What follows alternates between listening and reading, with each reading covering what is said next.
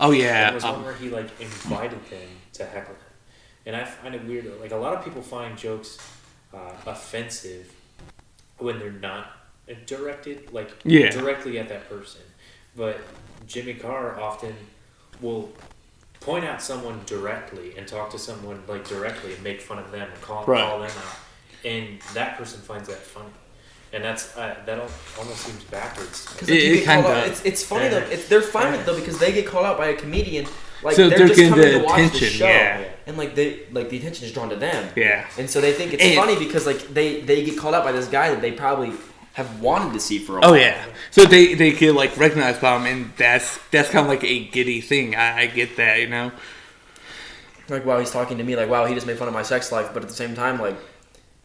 He's talking to me. Yeah, and I'm part of his show. Yeah. Like, people will see that. I was just part of a famous person's act. Yeah. Like, I was just working at McDonald's today. I literally had a Big Mac for lunch. Like, now I'm here. Like. Oh, yeah. But I don't know, like, just... I'm trying to think of a comedian who does a lot of, like, dark humor. And... Joe Rogan. I don't know, man. I watched a lot of his podcasts. I haven't seen too much of his stand-up. His stand-up is all about... his top 3 topics are sex, masturbation, and smoking weed. Oh, nice. Those are his top ones. Now, like, the closest I can think of is watching, like, Comedy Central's This Is Not Happening. Have you ever watched that? No. Phenomenal. There's this one stand-up comedian talk about, like, when he was younger, he was, like, a bookie in Vegas, and his dad had got out of jail, and all this fucked up shit happened. Like, his dad stole, like, I think $100,000 from him, and so him and his, like, brother and their friend were planning on killing his dad, and it just went fucking stupid. But it's this really dark thing to laugh about, like, think about killing someone, you know? That actually is. Have you ever heard of Bo Burnham? Yeah. So he's basically a comedian, but he his entire act is essentially like comedy music. Oh yeah, so, okay. Like he made an entire song about like suicide, which and everybody was like laughing like crazy, which is strange because it's a pretty dark topic. But he managed to turn something as dark as that into something comedic. Hilarious, because he was talking about, and he still acknowledged that it's, even in the song, he acknowledged that it's an epidemic and that it's needed to be taken seriously, but like there was a lyric in the song that said, like, if you look for moral wisdom in Katy Perry's lyrics, then kill yourself. Well, see, the problem with like certain things like suicide has always been like a thing that people look at negatively, and then Logic comes out with some song about committing suicide because about like a gay black teenager or whatever, and it's like that song made suicide corny as hell. Yeah. Like it didn't help anything. Like the song, the only thing that helps about suicide in that song is that the only thing that even recognizes suicide in general is like the fucking title is the suicide hotline number. Yeah. Oh yeah. Yeah. No. Going along with music. You ever listen to Tech Nine? No. Tech Nine is fucking amazing. Like, he's done songs with like literally everyone from Eminem to Tupac. He's phenomenal. I know who you're talking about, but he has this song called Easy. It's like, what's it? It's like ECF, like Easier for You is what it's called. And it's a great song about suicide and trying to help people, you know, or help people help other people that they know not want to, you know, commit suicide. Me neither, man. It is a very strenuous subject to talk about. Because even though, like, in Joker, back to the movie. Yeah. We went on to weird fucking detour. He kept miming like he was gonna shoot himself. Yeah. And I thought when he went on the Murray show, he started freaking out. it was either he's going to blow his brains out or he's going to kill somebody. Yeah. And then he shot Murray in the face and then shot him again because he thought it was hilarious. Oh yeah. And he was Like that first shot was really fucking just out of nowhere. Like I didn't expect. Mind blowing, no pun intended. Well, he was like rehearsing it. Oh yeah. And well, on the show, his joke was like, "Knock knock, who's there?" or whatever. It's like it's your son that's been in the car crash. But his joke when he was rehearsing it, he said, "Knock knock, who's there?" and then he pulls the gun out, he bang. pulls the gun and like pretends to shoot himself. Yeah. I was like, Jesus Christ. No, I love how the movie ended. The movie ended very well, but I think it would also end well with his suicide, as a statement to society. Yeah, but then they like. But then a lot of people would be probably upset about that ending, But then they like. He's clearly a villain. Yeah. But then, obviously, he started that revolution. But I think the very end of the movie, like, almost depicted him as like the hero. Yeah. Because he's a hero in the eyes of the everyday guy. Well, it reminded me of the scene from I think it was maybe Spider-Man 2 with Doc Ock. When after the train scene where they all pick him up. Oh yeah. And they drag him over and they set him down because he's careful, he's a hero or whatever. Well, to be fair, he was a hero because he just saved a train full of people. Yeah, well, in their eyes, he feels like, they feel like... But Joker made a statement by killing the most popular man in Gotham, aside from Thomas Wayne. Yeah. He just killed, like, the most, like, influential man in their society. He also killed Thomas Wayne. So... He also, I think... Yeah, in a way, he played a part by his own actions, in so doing, caused the death of Thomas Wayne, which is basically... You have two influential people in Gotham at this point in history. You have Thomas Wayne, you have Murray Franklin. Murray Franklin gets it out on TV through, like, having these interviews, like, giving talks about what's going on in their daily lives. And then you have Thomas Wayne, who's going with all the money, going for mayor, trying to get, quote, the clowns, or the poor people, like, the crazy people off the streets. Like, he's trying to clean up Gotham. But he's not going about it in a righteous way. He's going about it in like a selfish way, like if you're not, kind of a dickish way. Like, if you don't have money, it was very uncaring. It was very uncaring. I feel like if you're trying to go in a role as mayor or something like that, you have to care about the city and the people in the city. But they were both like on opposite sides of like the extreme. So he was trying to help them, but trying to help them in a horrible way. Yeah. And never trying to rebel and tell them that that's not the way you should be doing it. But they were rebelling and telling them that's not the way. By burning the city down. Exactly. Yeah. So, this is kind of off topic. Was Thomas Wayne supposed to be killed by anyone specific? Or was that the comics has always been like Joe Chill is the guy that killed Thomas Wayne. Yeah. But the guy that shot Thomas Wayne in the alley is the same guy that pulled Joker out of the car. Okay. Oh, is it the same guy? It's one of the two guys that pulls him out of the car. Yeah. Oh man, I was kind of worried they actually accidentally killed Joker when they fucking slammed into that car. I'm so confused. Like, he survived so much physical damage. Oh yeah. Like, well, maybe since the abuse and stuff he suffered. He got hit by a fucking taxi in the middle of the road. Well, and then he got hit. Like, full-on car crash was like, and he was on the side of the car that got hit. Oh, yeah. But I feel like, even in the sense, like, when he's getting his ass beat at the beginning of the movie by his kids and then by the guys in the train and then the car crash, you realize, like, he really doesn't feel pain. Oh, yeah. Well, I think he's been conditioned to handle Joker's pain. Insanity, like, the thing with Joker is, like, Batman can't he can beat the shit out of Joker all he wants, but it's never going to have an effect because Joker doesn't, like, he doesn't register pain within himself because he's just, everything's a joke. Oh, yeah. Yeah, I think that works really well with this movie, with his backstory as a child. Right, it's like he got beat, so like he's used to being... Yeah, he's used to this physical trauma that he... Whether or not he realizes it or not, like, because he doesn't remember his childhood, which is, like, fine, because, like, with that much trauma, you would never remember it anyway. And at this point, it's like, he doesn't register pain anymore because he went through so much as a child, like, it's just part of his life. So that, at that point, like, pain is not like a sign that it's gonna like kill you or something. It's like just a feeling. So it's not nothing that's going to. Yeah, it's just something he can block out, and I think a good thing that I could tie to is like the Punisher in Netflix series. Like in Daredevil, like he had his foot drilled into, he got shot, he got really fucked up, but he just kept going. Because he's a soldier. That's different. Yeah. Like he's already been shot. Yeah, but he's already been tortured. He's already. It doesn't matter how many times you've been through it; it still hurts, and any moment could be a breaking moment. But like, just for him, it's like an extreme. Like he can go to that extreme and just keep going. Like his guts could be hanging out behind him; he would still keep going.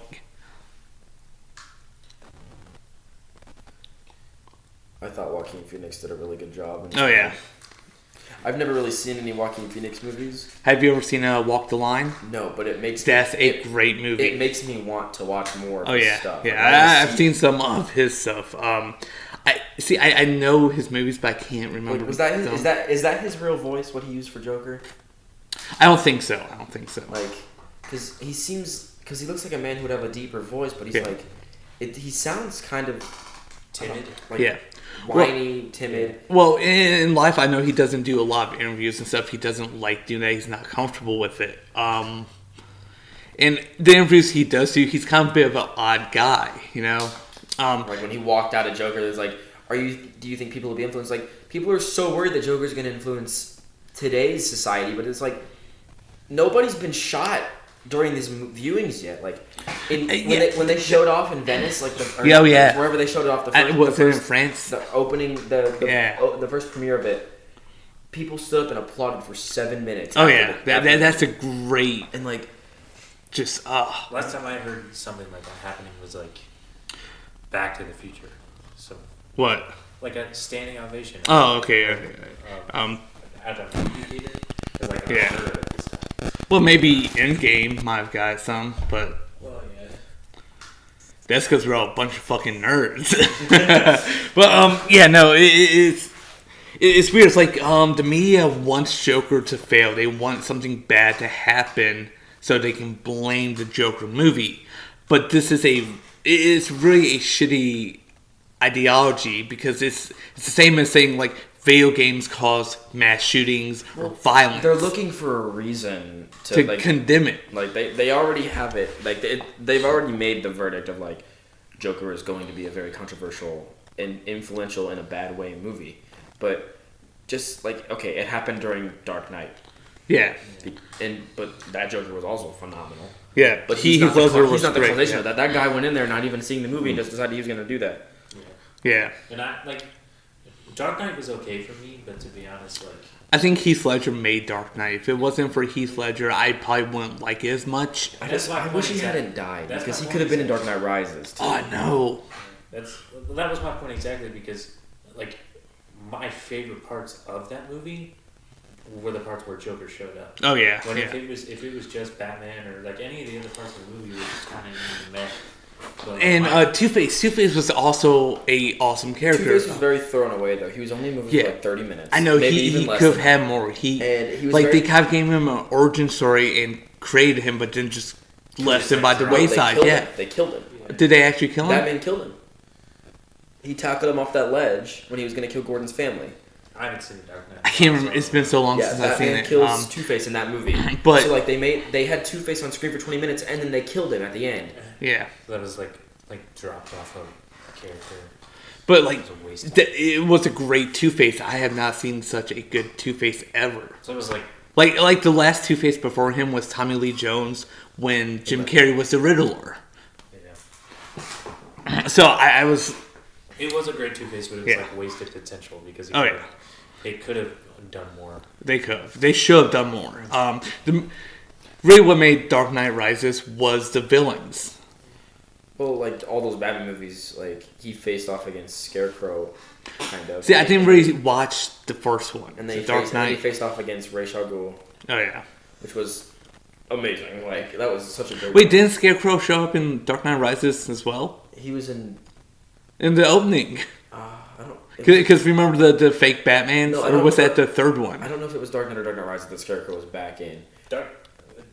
The first one was Scarecrow, but he shows back up in one of the sequels in the beginning for maybe 5 minutes, and that's it. Oh, because he was on the court or whatever, and he's "You've been sentenced to death," and he sends them out on the ice or whatever. I don't know which movie that was, but I know He was in one of the next ones. Yeah. I think Weren't you saying something about like the duplicate Batman? That was in the first Dark Knight. No. he's like, I'm not wearing hockey pads. Yeah. Now that's like the second one. Was it? Yeah. Not the second movie, but the first Dark Knight. Yeah, the first Dark Knight. Because I didn't watch any of the other ones. The only ones that I've never seen the first one though. I've never seen the first Dark Knight. I seen like they might have done it again in like the second one or maybe the third one. They had Batman Begins, Dark Knight, and Dark Knight Rises. See, so I didn't see Batman Begins. It was either Dark Knight or Dark Knight Rises. Was Bane the villain? I can't remember, man. It's been that long since I've watched movies, but I've never seen Batman Begins. So Batman Begins wasn't really that big of a deal. Like it was like Batman was trying to stop a drug dealer. Like yeah. Yeah, I didn't see Batman Begins or The Dark Knight Rises. I just saw The Dark Knight only because I was told that the Joker was fantastic. He was. Heath Ledger was a great actor. And Philip Seymour Hoffman. Was he in that movie? No, he wasn't. But he's just a great actor as well. You know. Okay. My favorite scene was, like I said, my favorite scenes were with the Joker, but the best scene was, I think it was like the very beginning. They were robbing the bank. Oh yeah. With like, they were all wearing clown masks. Right. And even the Joker. The clown. See, I wonder if that's a reference in the Joker when he wears the clown mask. The mask that Heath Ledger puts on for it's Caesar. No. It's his Joker's makeup. No, the mask that he puts on it's the same mask that Joaquin Phoenix wears when he's running away from the cops. Yeah, but that style mask, it's the same mask. That style mask is Caesar's Joker's makeup. But isn't it the one from like Adam West's Batman? Yeah. Is it really the same mask? It's I'll show. His is like isn't See, I thought his had more of a grin. I thought Heath Ledger's was like made of rubber or something. I think they were all. No, it was a plastic mask. It wasn't. But didn't he like kill them all? Yeah, it's great because he made the heist up and gave each one instructions, and the instructions was kill the guy next to you. So he pretty much got everyone to kill someone else, and he just killed the last guy alive and left. Yeah, it's either almost the same or it's like basic. Yeah, because like. Yeah, it's almost the same mask. The new one has like more of a smile rather than the other one was like frowning. But I think I can say without a doubt the worst Joker ever is Jared Leto. No, his laugh compared to everybody else's, the laugh, and the fact that they made him more of like, not like they made him like thuggy, a pimp. Yeah, like if you think about it, he was just a pimp. Like he drove a Lamborghini. It wasn't even a Lamborghini. It's a Nissan with a body kit because it came out when I was working at AutoZone, and my store manager Kenny, he's like 2 years older than me, so we fucking geeked the fuck out. And he was telling me about the car. It's like a $30,000 car with a body kit.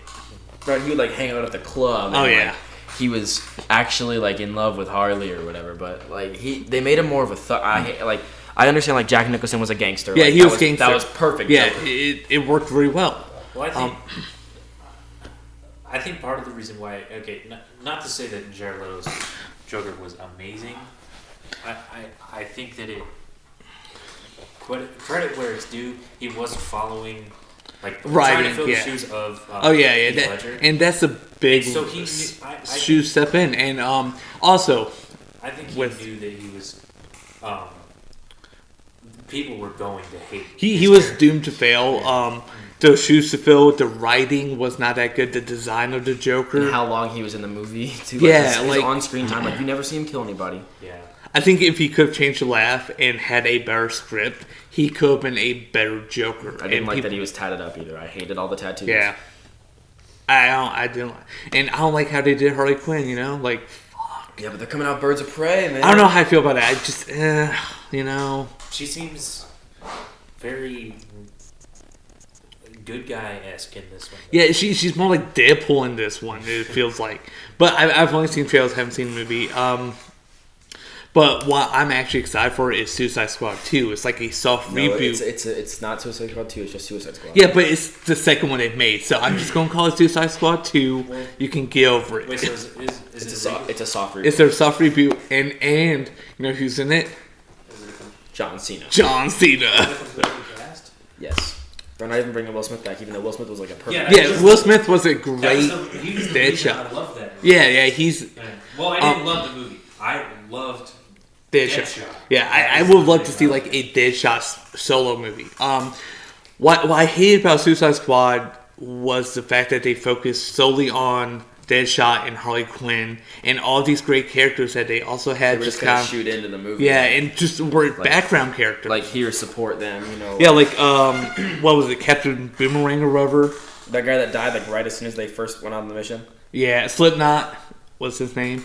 Yeah, because he could like climb shit. Yeah, he can make knots apparently. That's the weakest fucking character ever, man. Get out of here. What are you doing trying to be a bad guy? You're a fucking joke. But then like, but yeah, I do agree with that. Like it was basically Deadshot and Harley Quinn. The rest of them were there just to fill in. It's For the daytime, It's yeah. a Suicide For those Squad. Yeah, good yeah. lines that they had. Yeah, they were there to fill in the dead space that was there. And then that Mexican guy that like sacrificed Diablo. himself or whatever, like they gave him like 20 minutes of like screen time. And like he had the most badass transformation ever. He turned Like into the devil.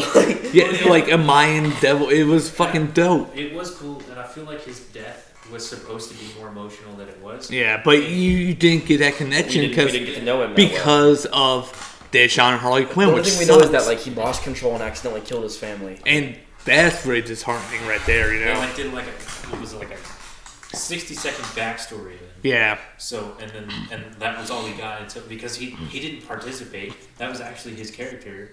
He didn't want to kill anybody else. Right. So he didn't participate until the end. Then he died. Yeah.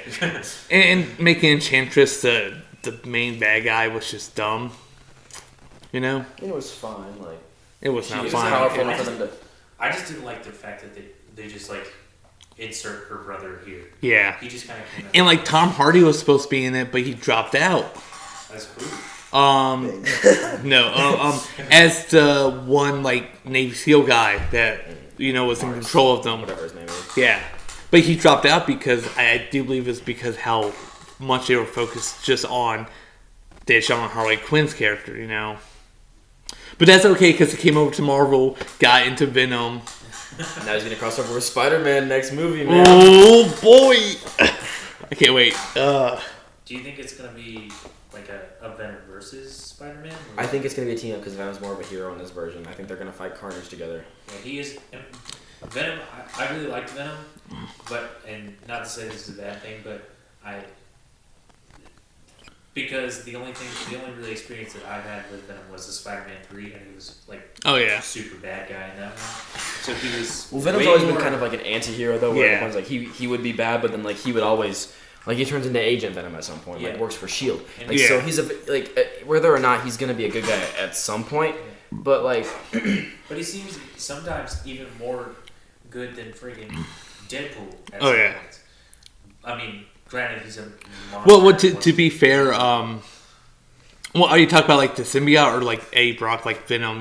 Like when they're together. Well, it depends on Eddie Brock's motive because Eddie Brock didn't really have a choice in this one, whereas in the other one he was like, I want to kill Spider-Man, and Yeah. then he just happened to get the powers that do Because it. like if he is there in control, kind of working with Venom, he has his brain is not as damaged as Deadpool, so And I feel like they did a lot better job of because in Spider-Man 3, it was almost as if Venom was like kind of like mind controlling Eddie Brock. yeah. Because he seemed to like go crazy with Venom attached to him, whereas in this one they separated them even after Venom attached to Oh him. yeah. Eddie Brock was still just a guy. Yeah. And Well, the symbiotes it are was like- supposed to enhance your wants and your abilities and stuff like that. But he didn't go crazy.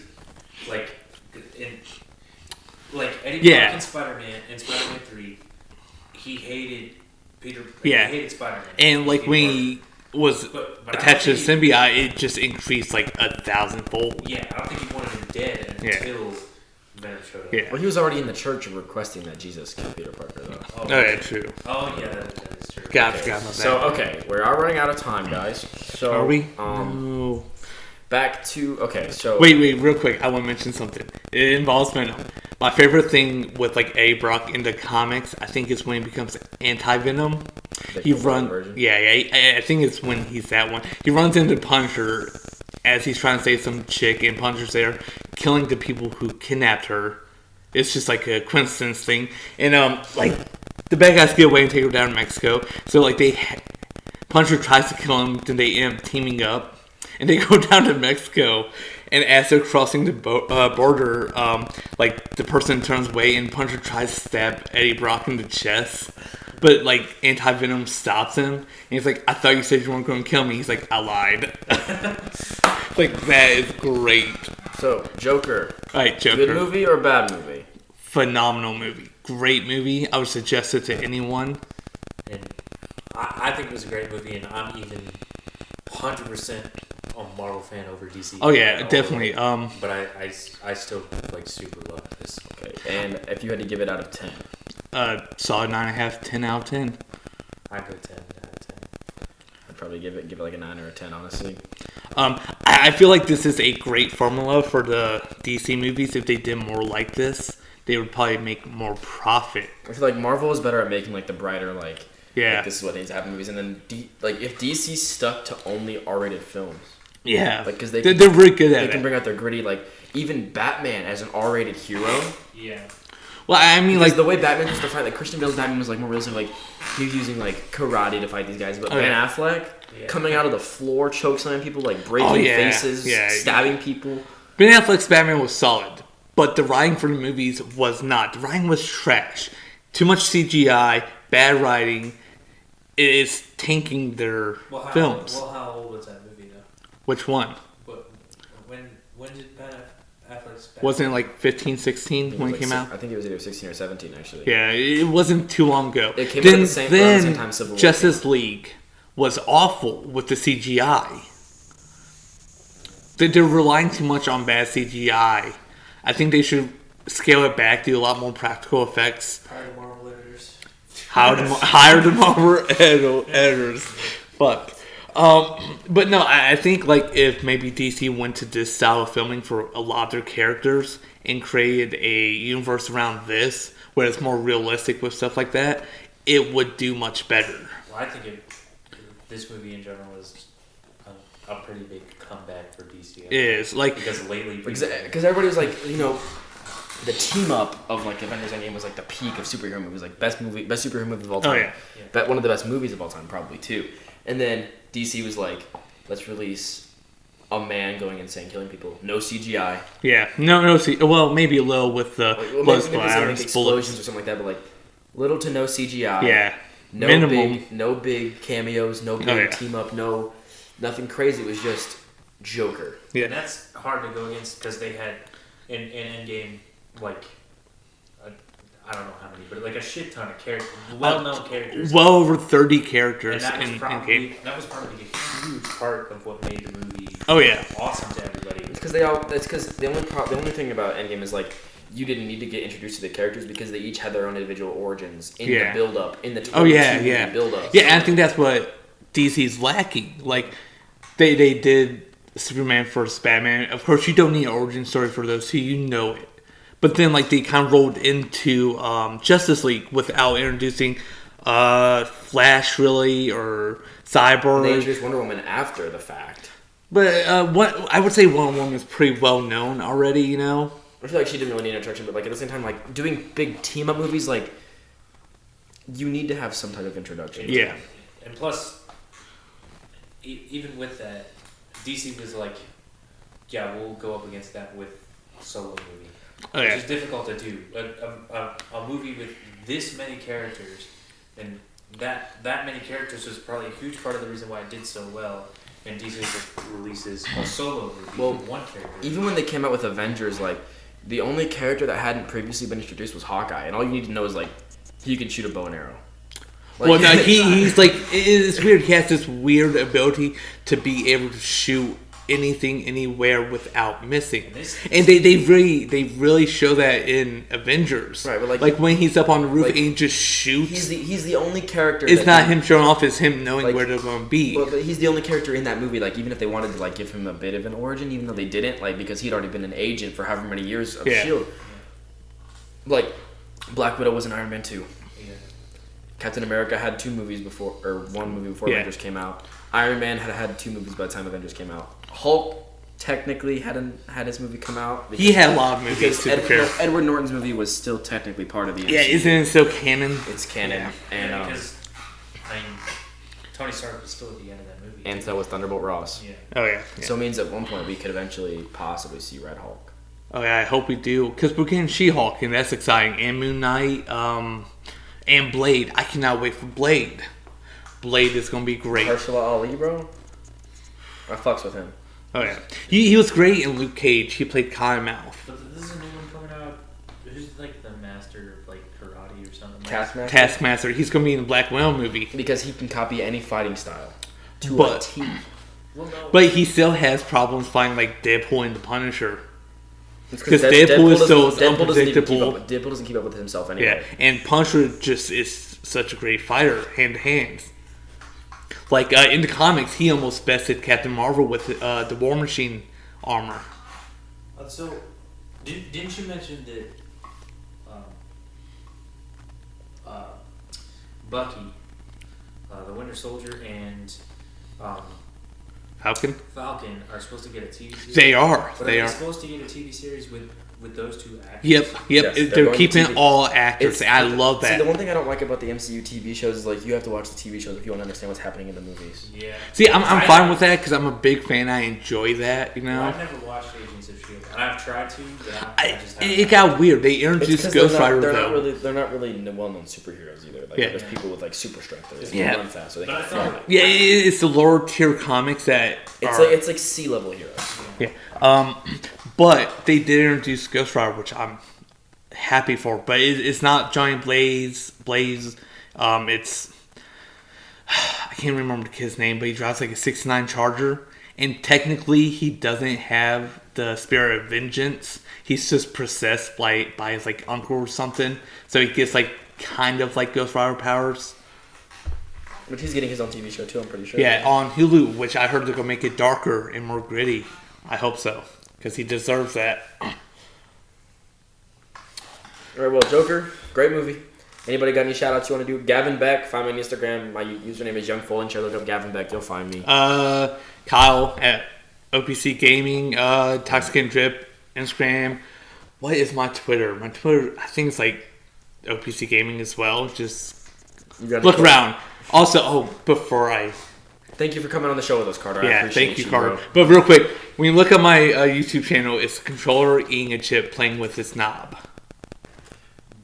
Do you have any shout outs you want to do, Carter? You want to shout out your mom, your granny? Yeah, I'd like to thank my parents for letting him come out today. Exactly. He's not 18 for 12 more days, or 15 more days. Oh, so. Damn.